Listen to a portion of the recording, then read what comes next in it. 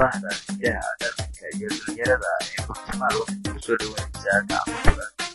marnaba ha ogaani inaad soo badin shabakadaha jire.com iyo bartimaha.com. marka caawa waxaan ka hadlaynaa buuggan la yiraahdo diiwaanka qosolka in fact bishan uu soo baxay oo markii ugu horeysay waxaan ku soo daafurnay waddankaasi Ingiriiska weekii ina dhaafay in fact imikana waa weekii labaad halkan aan Imaaraadka aan ku daafurayno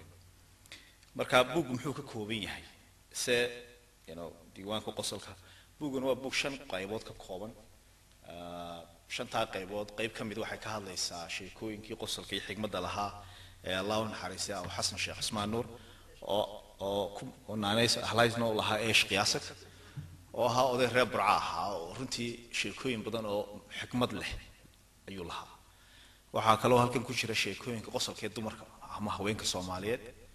ونميل سوقي ديابي دنتس الإسلام هذا الكي سوقي فيه رنتي هذا قرح بدن وحاكلوها كم كشرة شيكوين كقصة كقربها تذكر مركب قربها تجان ama markay waddanka ku soo noqdaan waxyaalaha kala kulmaan ee qosolka waxa kale oo ku jira sheekooyin qosol leh oo murti sugaaneed wata oo gabiyo iyo maasooyin wata oo qaarkoodna anigu aanu sameeyay qaarkana dadka loo sameeyay iyaguna ku jira oo marka qosolkii sugaantii sheekada la isku laro si qurux badan bay u soo baxaysaa runtii aad la yaabi doontid dadkii adliis akhristay ka helay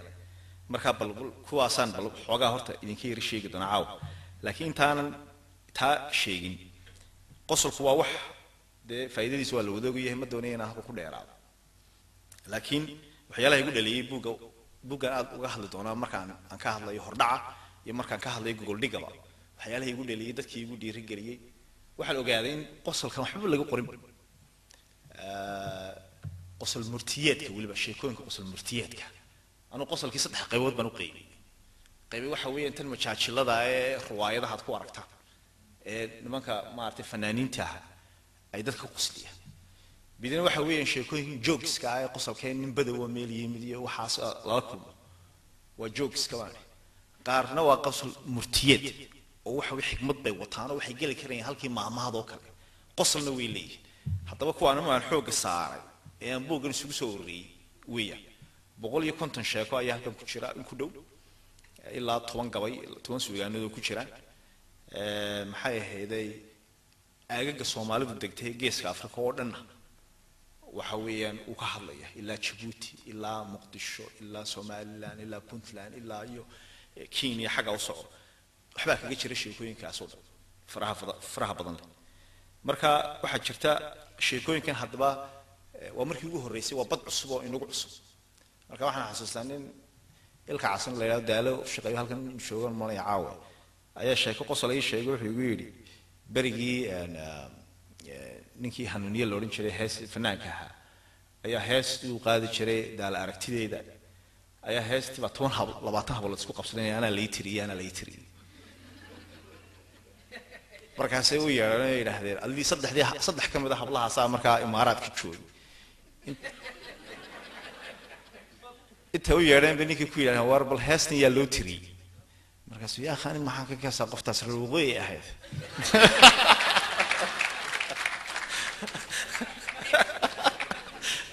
marka sheekooyinka ayaa lagu qabsanay imika qaar baa oran doona awowgii buu ahaa adeerkii buu ahaa marka aniga waa la sheego dadkii ii sheegay baan bahalaha isugu soo uriyeen qorayba marka taasina waa afeefo maartay waa afeefanayaa ee hayga hadhe hadaba qoraalka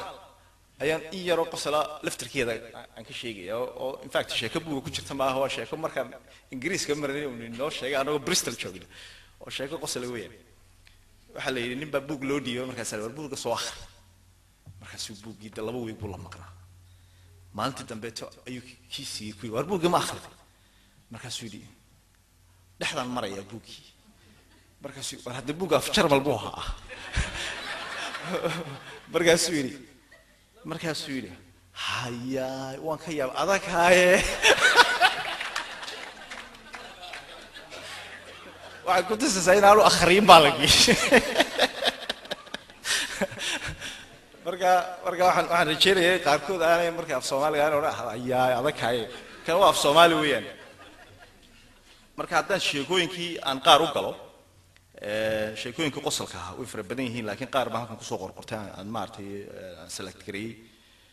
waxaa jirta waxaan soo qaadanayaa sheeko ku saabsan ololihii af Soomaaliga bariga la dhigay ayaa waxa dhacaysa reer miyiga af Soomaaliga loo dhigay markaan xisaabtii marka nin yarba oo isagu maartay dhalinyaro ah ayaa lagu yiri orado bal nimanka reer miyiga tuulada jooga bal soo dhacday xisaabta ku jar ka jartii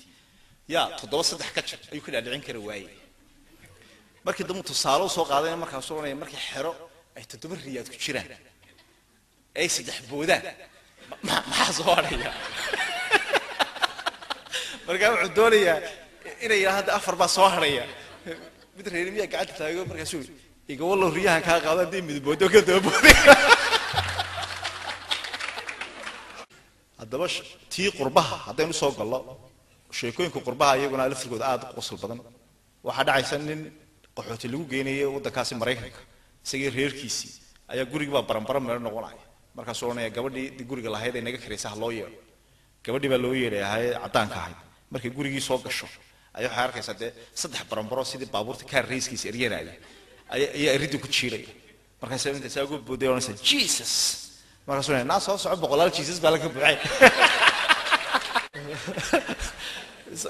isagu markaa wuxuu qaatay xaj in la yiraahdo maxay Jesus-kii ay tiri ayuu qaatay in barabarada la yiraahdo haddaba sheekooyinka laftirkooda waxay leeyihiin sheeko walba waxay leedahay hab adeegsi sida loo adeegsan karo ayaa xataa dadkan aan tusaaleynayna oo ma garanaysaa qofku uu adeegsan karayo dadka waliba particularly af Soomaaliga ku cusub yahay sida maamada ay u isticmaali karayaan marka buuga la eegayo haddaan eegno mid kale fariimay wataan qaarkood oo ma aha sheeko iska qosale qaarkood fariimay wataan haddaan soo qaado mid kamid ah halka iyadu fariintay wataa ay ka hadlayso musuqmaasuqa ya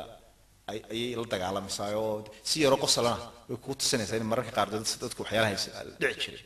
haddaba nin kamid ah maamuladii dalka soo maray oo wasaaradda warfaafinta DG ka ah ama Director General ayaa waxa dhacaysa ay niman u shaxaatagayeen markaas oo war balniyahow maanta de jaad iyo waxbaan doonayna noo qaado markaas oo oranaya waryaaraha dhageysta markaas oo aniga laba nin baa iga sareeyay markaas waa wasiirka iyo wasiirka xigeenka marka waa idaacadii mas'uuliyad wasiirku xayisiisyada cunaabuuri waxa Allah leeyahay xayisiis idaacada laga sii daayo wasiirka cunaabuuri wasiirku xigeenkuna ogeysiisyada cunaabuuri waxa Allah leeyahay ogeysiis idaacada laga sii daayo xulaanu miskiin baan hoo kii ugu hooseeyay baan hoo tacsiidaha cunaabuuri marka wuxuu adeer marka 6 qof oo dhintay idaacada ka maqashaan adeer marka ay kaalay marka sajac ka qaal karaya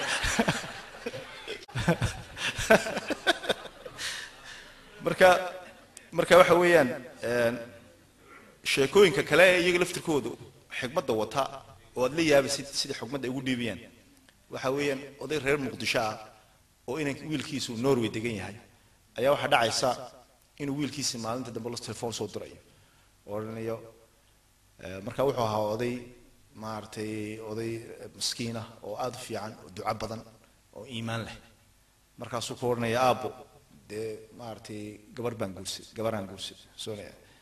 ara war fiican ah sheegtay gabartii ay ahayd oo dhaw soo gabartaan waxay ahayd maartay soo gabar Soomaali ma aha gabar cadaan ah odayga waa gabar cadaan ah marka odaygii hadda bal sida farshaxnimada uu sheegay bal fiir sidii odayaasha Soomaalida ku muqayliyay markiiba mu boodin ibudlam boodin wuxuu yiri